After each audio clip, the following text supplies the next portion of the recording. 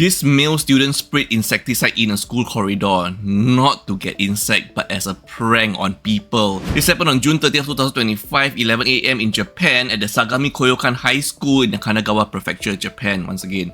The male student sprayed insecticide in the school corridor and it was initially mistaken for tear gas, leading to 18 students and teachers experiencing breathing difficulties and other discomfort. 13 individuals were hospitalized, but thankfully no life-threatening injuries were reported.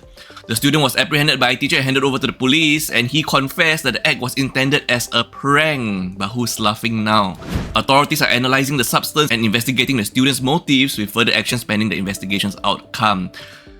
Prank culture has got to end, full stop. Another case of FAFO, fool around and find out. We need to talk about this bridge. This newly constructed ROB in Bhopal, India features a 90-degree turn. ROB being rail over bridge. Okay, so any road users out there, how are you going to make an abrupt 90-degree turn without slowing your vehicles safely, almost to a standstill to make that turn safely, am I right? And how was this even a good idea? Were any of the engineers or designers actual road users? You have to wonder at this point. And did they did a rush job? Believe it or not, this bridge cost $2 million USD, and this bridge went through 3 design revisions before they settled on this design. What were 3 previous designs, seriously, okay? So now on June 28, 2025, the Madhya Pradesh government suspended 7 engineers in charge of the faulty design and also blacklisting the architect firm and design consultant. And an inquiry was ordered into construction negligence by the chief minister also. And now the bridge is slated for reconstruction to address the design flaw, with proposals to widen the structure by approximately 3 feet and convert the turn into a broader curve. But that is pending additional land acquisitions from the railway. Seriously though.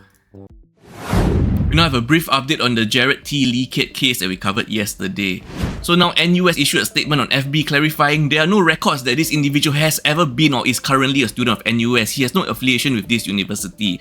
So initially, court documents showed that T was a NUS student at the time of the incident based on his own claims to investigators. But however, now NUS has come out clarifying T is not or has ever been a student of NUS. Once again, for brief context, T, age 30, caused a fatal accident during a late-night racing game where T deliberately swerved into a motorcycle's path, causing the motorcyclist and the pillion rider to be flung off, and the pillion rider succumbed to her injuries. Post-accident, T even remarked that the pillion rider deserved it as she came and pushed his limits. A 30-year-old operational ready national serviceman collapsed outside Maju camp on June 30th, 2025 after completing an NS Fit training session. The session took place from 6:50 PM to 8 PM at the Maju Fitness Conditioning Center. The serviceman reported feeling well to fitness instructors and was cleared to leave, and he booked out of Maju camp at 8:11 PM. However, a passerby witnessed his collapse outside the camp and called for an ambulance. SCDF was alerted at 8:16 PM and an ambulance arrived at 8:25 PM. Resuscitation efforts were administered on-site and continued during transport to NUH National University Hospital. He arrived at NUH around 9 PM and was pronounced deceased at 9:54 PM despite emergency interventions. The Singapore Armed Forces SAF now has implemented a safety pause on NS Fit training until July 4th, 2025 to review safety procedures and reinforce safety awareness. MINDEF is also providing support to the national serviceman's family and extended condolences. Our thoughts and condolences to the serviceman and his family and loved ones.